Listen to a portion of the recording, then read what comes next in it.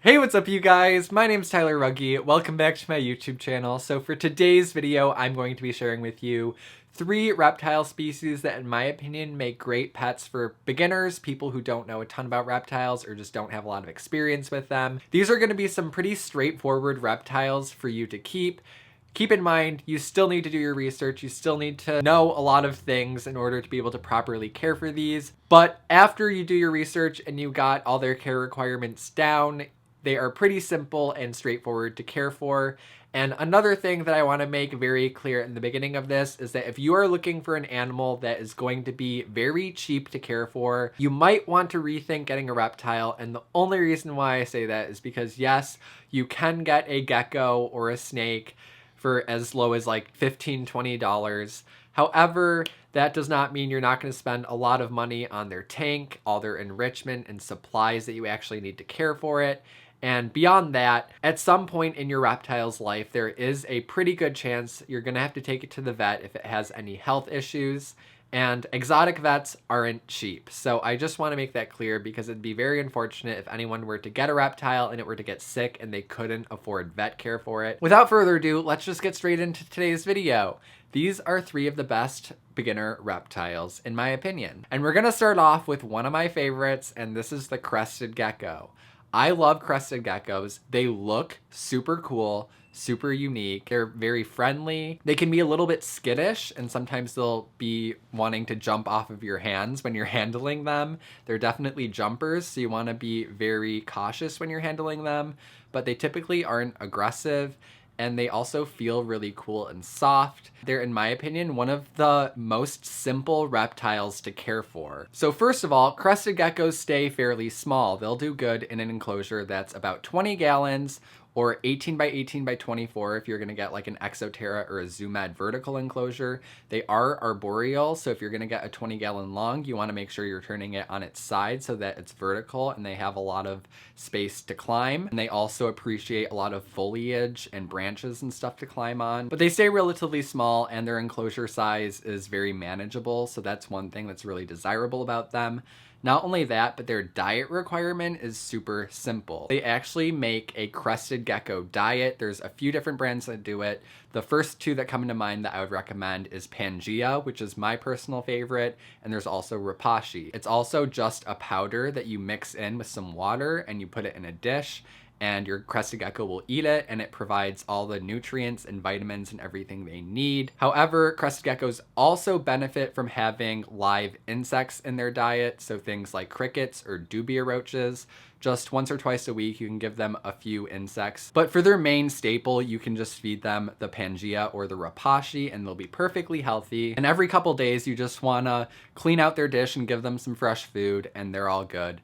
And that's what's super easy about them. I love that they don't have really, strict diet requirements. As far as their heating goes, their temperature requirements, they do really well in the 70s. So if your room temperature stays between around 70 to 78 degrees, then you're all good. You don't need to have a heat bulb, you don't need a heat pad or anything like that. Crested geckos love being in the 70s and they'll do perfectly fine. You want to avoid room temperature getting above 80 degrees though, because when you start to get above 80 degrees, it's more dangerous for crested geckos. They are not very tolerant of high temperatures. And if at nighttime or something, the room temperature drops a little bit below 70 degrees, that's completely fine as well. However, if it ever drops below like 65 degrees, I will always recommend adding a little bit of supplemental heat, whether that be a heat pad or a regulated ceramic heat emitter that you want to connect to a thermostat, because again, you don't want it to get too hot for them, so you want to be very careful. But typically crested geckos are fine at room temperature, like I said, as long as it stays in the 70s. As far as lighting goes, you want to make sure that the room they're in is being lit up during the day and dark at nighttime so that they have a photo period and they know when it's daytime and when it's nighttime. Crested geckos are nocturnal, so they're going to be active at night, but it's not good to keep their enclosure dark 24/7 or light 24/7. You want it to be about 10 to 12 hours of light, and then the rest of the time it's going to be dark. They do not have any UVB requirements. Some reptiles require UVB lighting so that they can properly synthesize their own vitamin D3. However, crested geckos are nocturnal, so in the wild, their UVB exposure is very low. So they're not required any UVB lighting. You can leave them without UVB their entire life and they can be completely healthy. Some people choose to give them low UVB exposure with a low wattage UVB bulb, which is completely optional. I personally do it just because I think they can benefit from it. However, it's not required. So you technically do not need a heat bulb or a UVB bulb or a heat pad or anything like that for a crested gecko. They're good at room temperature, and that's one of the things that makes them so easy. One of the main things you do have to keep close track of, however, is humidity. I recommend keeping their humidity around 50 or 60% during the day, and then giving them a humidity spike during the nighttime. So before you go to bed, you can just mist down their enclosure and try to get their humidity up to around 80 or 90%. And they'll definitely love you for that. You don't want their humidity to be super high all the time because that can cause respiratory issues. So usually they're fine with a lower humidity during the day and then like a humidity spike at night. And again, they're more active at nighttime, so if you miss them before bed, it'll be really good, especially because they love to lick up water droplets off of the sides of their enclosure and on the leaves in their enclosure. That's one of the ways they like to drink water. So I always just recommend misting them down really good at nighttime. And you want to always keep track of their humidity using a hygrometer that you can put in their enclosure, and it will tell you what percentage the humidity is at. So if you do need to mist the enclosure more than once a day, you can do it as needed. But again, just keep close to track of it to make sure the humidity isn't super high all the time. Those are all the basics for a crested gecko and why I think that they are really easy to take care of. This is by no means a complete care guide on any of these animals, so do all your extra research beyond just watching this video, obviously. But I'm just explaining why I think they're super easy. One last thing I want to throw in about crested geckos is that their lifespan, they live about 15 to 20 years. If they're taken care of really well, they could live even longer than that. So you want to be prepared for a pretty long commitment animal. The next thing I want to talk about is leopard geckos. So like I said, crested geckos are arboreal, meaning they live like up in the trees. Leopard geckos, however, are terrestrial, so they live on the ground and they will want a horizontal enclosure. So an adult leopard gecko can live perfectly happy in a 20-gallon long, which is a fairly small enclosure and doesn't take up a ton of space, which is really nice. So leopard geckos also live 15 to 20 years. As far as their diet goes, they are strictly insectivores. So you're going to be feeding them mostly things like crickets and dubia roaches, but they don't have to eat anything other than insects. You do want to make sure that you are dusting the insects with calcium and multivitamins, just because it's really important to supplement them properly. A lot of reptiles are prone to getting metabolic bone disease, which is caused by insufficient supplementation of calcium and vitamin D3. So that's super important. Since you're just feeding them insects, you need to gut load the insects, and you also need to dust them with all the proper vitamins and minerals that they require. As for their heating requirements, they require around 88 to 90 degrees at their hot spot, which you're going to achieve by putting a heat pad underneath their enclosure. And you want to make sure you hook the heat pad up to a thermostat.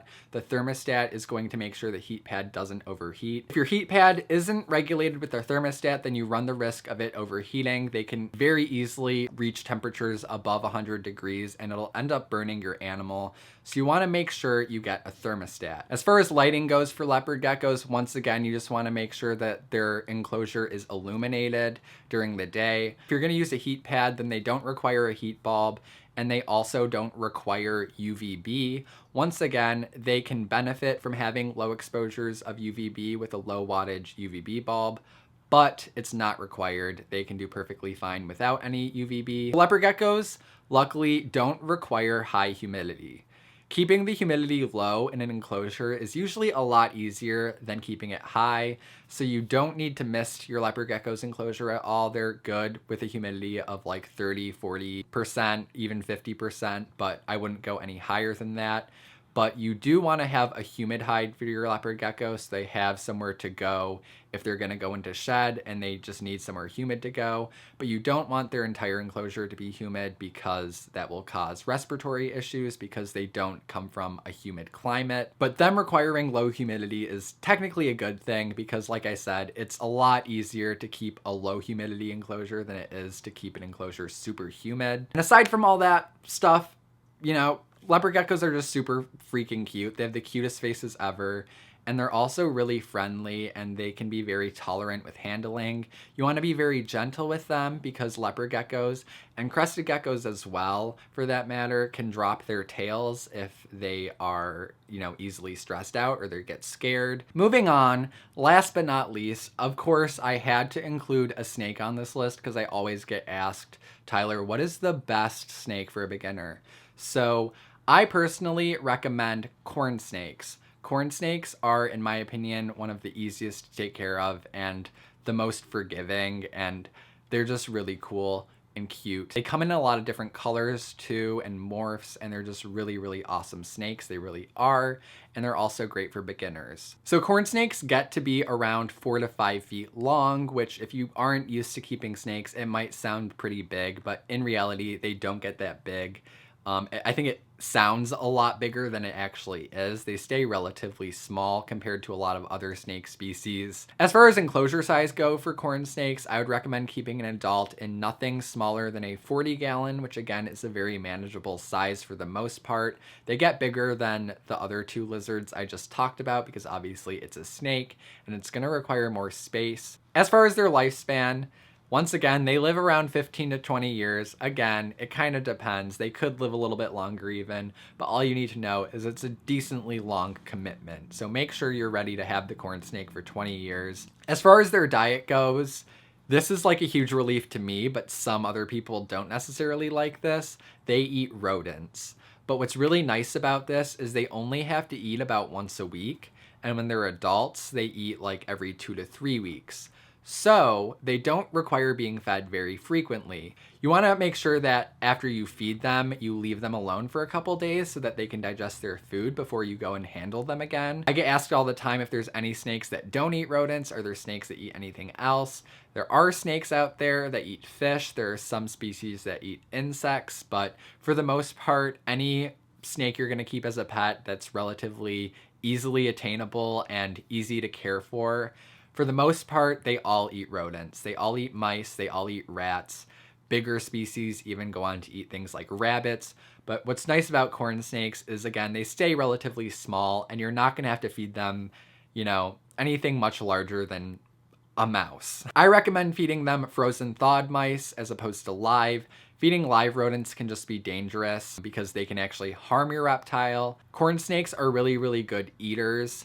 I don't recommend ball pythons all the time because ball pythons can be really picky, but I've never had a corn snake refuse a meal. As far as where to purchase frozen rodents, you can actually get them from places like PetSmart and Petco. However, I always recommend just getting them from like a local reptile shop or a reptile expo if possible, because you'll find a lot better prices on frozen rodents at those kinds of places. And you just thaw them out in a little bowl of water. You just have to wiggle it in front of your snake with some tongs, and your snake will strike it and eat it, and that's about it. It's really, really simple. If you're a little bit uncomfortable with feeding your snake rodents, you'll get used to it, trust me. You just have to think of it as snake food. It's really like not that gross. It's not that crazy or anything like that. And I honestly prefer snakes for that reason, that they don't eat very frequently, and it just makes it a lot easier. So as far as a corn snake's heating requirement goes, I would once again recommend keeping it on a heat pad with a thermostat, regulating it at about 85 degrees. And this is going to be on the hot side of their enclosure. You also want to give them a cooler side they can go to, but they're going to go to the hot side after they eat their meal so that they can go digest it. So what's also really nice about corn snakes is they don't require any supplementation of calcium or vitamins. They get everything they need from their whole prey diet of rodents. And also they don't require any UVB lighting. Once again, some people like to give their corn snakes some UVB light just because they can probably benefit from it, or they might enjoy coming out and kind of basking under the UVB. but it's not required. And if you don't give your corn snake any UVB, they can still be completely healthy and fine. So most people don't really give their corn snake UVB. So it's nice that you don't have to worry about giving it any special lighting. And then as far as humidity goes, corn snakes do pretty well with lower humidity. Again, around 40% humidity is great. If you notice your corn snakes going in a shed, you can mist their enclosure a little bit to raise the humidity and help them with shedding. But you don't, for the most part, you don't have to worry about giving a corn snake super high humidity. They just don't require high humidity. So that's really nice that you don't have to worry about that as well. But again, you want to make sure that their enclosure isn't too dry. You want to make sure it's not too humid. They like a nice in-between at around 40 to 50% humidity. Although snakes get a bad rep a lot of the time because people are afraid of them, corn snakes are really tolerant of handling. I haven't met very many mean corn snakes. They're usually really good. They're very active and fun to watch. However, you don't really have to worry too much about them biting you. And even if the corn snake did bite you, their bites are relatively harmless. So you don't really need to worry about it that much. So yeah, those are my top 3 best pets for beginners. That is it for today's video. I hope you guys enjoyed it or found it helpful. If you have any suggestions you would like to leave about any reptiles you think would make good pets for beginners, then make sure to leave them in the comments below. Thank you so much for watching. If you found this video to be helpful, make sure to give it a big thumbs up. Subscribe to my channel if you would like to see more videos with my pets or about reptiles and other animals. Check out my social media links. Those will be linked down in the description below. And I will see you guys in my next video.